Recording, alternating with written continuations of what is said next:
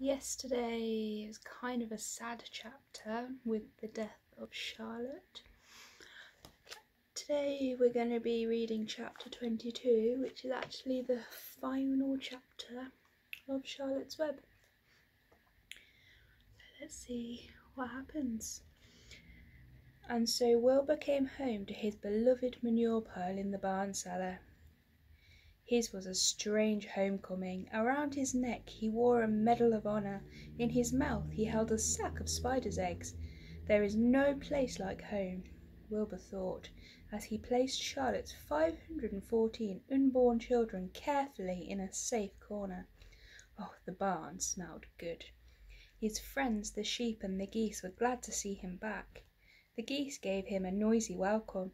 Congratulations! They cried. Nice work. Mr. Zuckerman took the medal from Wilbur's neck and hung it on a nail over the pig pen, where visitors could examine it. Wilbur himself could look at it whenever he wanted to. In the days that followed, he was very happy. He grew to a great size. He no longer worried about being killed, for he knew that Mr. Zuckerman would keep him as long as he lived. Wilbur often thought of Charlotte. A few strands of her old web still hung in the doorway. Every day Wilbur would stand and look at the torn, empty web, and a lump would come to his throat. No one had ever been such a friend. No one had ever had such a friend, so affectionate, so loyal, and so skilful. The autumn days grew shorter. Lurvy brought the squashes and the pumpkins in from the garden and piled them high on the barn floor, where they wouldn't get nipped on frosty nights. The maples and birches turned bright colours, and the wind shook them, and they dropped their leaves one by one to the ground. Under the wild apple trees in the pasture, the red little apples lay thick on the ground, and the sheep gnawed them, and the geese gnawed them, and the foxes came in the night and sniffed them. One evening, just before Christmas, snow began falling. It covered the house and barn, and fields and woods. Wilbur had never seen snow before. When morning came, he went out and ploughed the drifts in his yard, just for the fun of it. Fern and Avery arrived, dragging a sledge. They coasted down the lane and out on the frozen pond in the pasture. "Oh, coasting is the most fun there is," said Avery. "The most fun there is," retorted Fern, "is when the Ferris wheel stops and Henry and I are in the top car and Henry makes the car swing and we can see everything for miles and miles." "Oh, goodness, are you still thinking about that old Ferris wheel?" said Avery in disgust. "The fair was weeks and weeks ago." "Oh, I think about it all the time," said Fern, picking snow from her ear. After Christmas the thermometer dropped to 10 below zero. Cold settled on the world. The pasture was bleak and frozen. The cows stayed in the barn all the time now, except on sunny mornings when they went out and stood in the barnyard, in the lee of the straw pile. The sheep stayed near the barn too for protection. When they were thirsty they ate snow. The geese hung around the barnyard the way boys hang around a drugstore, and Mr. Zuckerman fed them corn and turnips to keep them cheerful. "Many, many, many, many thanks," they always said when they saw food coming. Templeton moved indoors when winter came. His ratty home under the pig trail was too chilly, so he fixed himself a cosy nest in the barn behind the grain bins. He lined it with bits of dirty newspaper and rags, and whenever he found a trinket or a keepsake, he carried it home and stored it there. He continued to visit Wilbur 3 times a day, exactly at mealtime, and Wilbur kept the promise he had made. Wilbur let the rat eat first. Then when Templeton couldn't hold another mouthful, Wilbur would eat. As a result of overeating, Templeton grew bigger and fatter than any rat you ever saw. He was gigantic. He was as big as a young woodchuck. The old sheep spoke to him about his size one day. "You would live longer," said the old sheep, "if you ate less." "Who wants to live forever?" sneered the rat. "I am naturally a heavy eater, and I get untold satisfaction from the pleasures of the feast."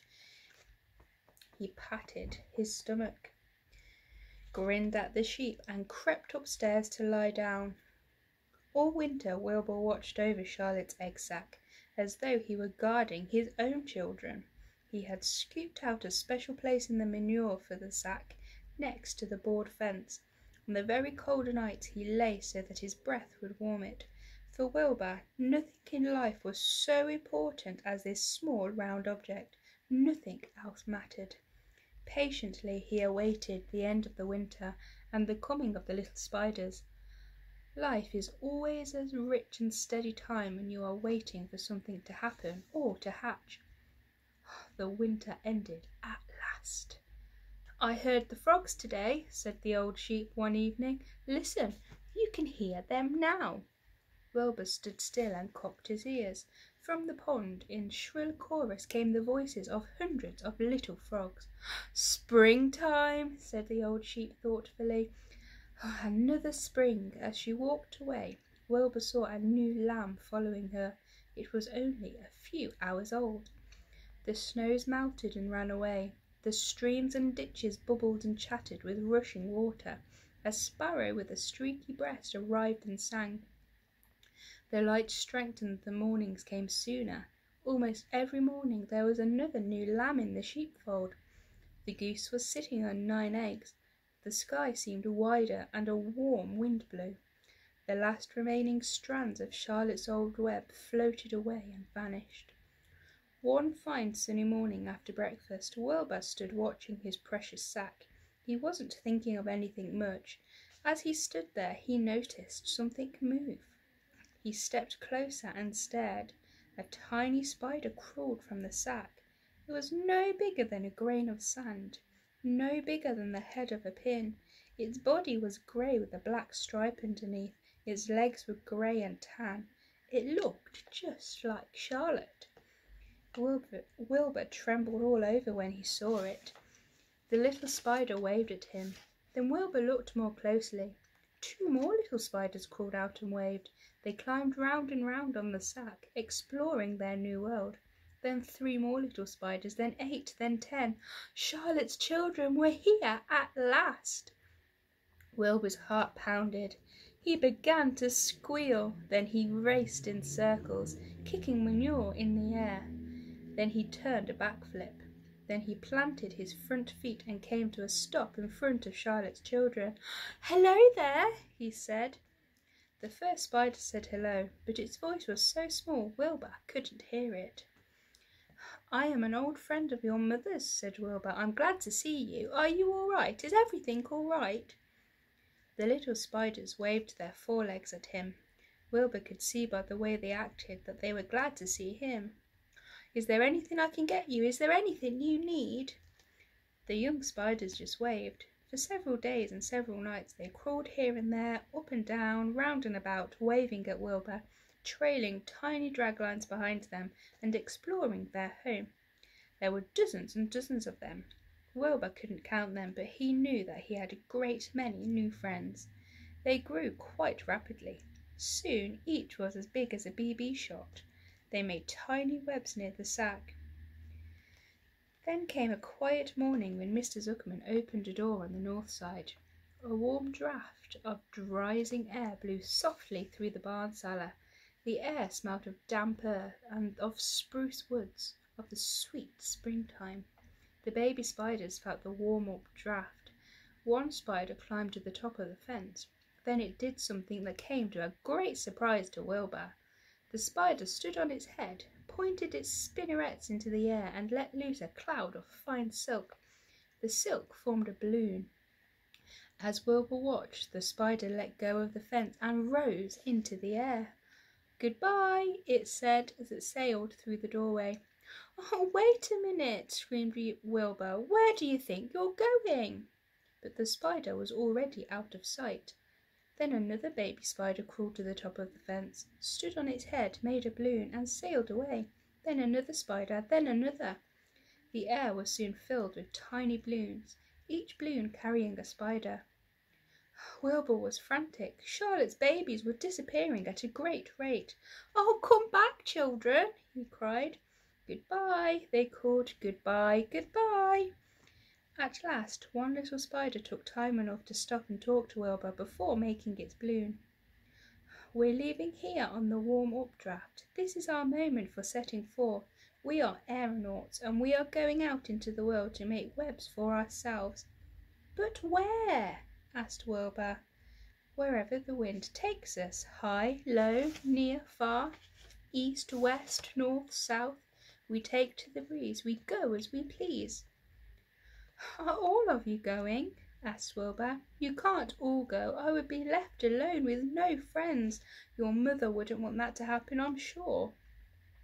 The air was now so full of blueness that the barn cellar looked almost as though a mist had gathered. Balloons by the dozens were rising, circling and drifting away through the door, sailing off on the gentle wind. Cries of "Goodbye, goodbye" came weakly to Wilbur's ears. He couldn't bear to watch any more.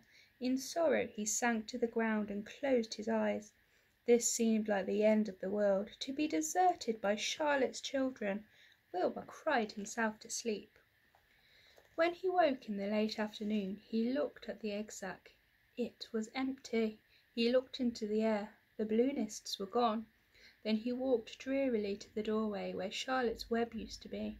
He was standing there, thinking of her, when he heard a small voice. "Salutations," it said. "I'm up here." "So am I," said another tiny voice. "Oh, and so am I," said a third voice. "3 of us are staying. We like this place, and we like you." Wilbur looked up. At the top of the doorway 3 small webs were constructed. On each web, working busily, was one of Charlotte's daughters. "Can I take this to mean," asked Wilbur, "that you have definitely decided to live here in this barn cellar, that I'm going to have 3 friends?" "You can indeed," said the spiders. "Oh, what are your names, please?" asked Wilbur, trembling with joy. "I'll tell you my name," replied the first little spider, "if you tell me why you are trembling." "Oh, I'm trembling with joy," said Wilbur. "Then my name is Joy," said the first spider. "What was my mother's middle initial?" asked the second spider. "A," said Wilbur. "Then my name is Ariana," said the spider. "How about me?" asked the third spider.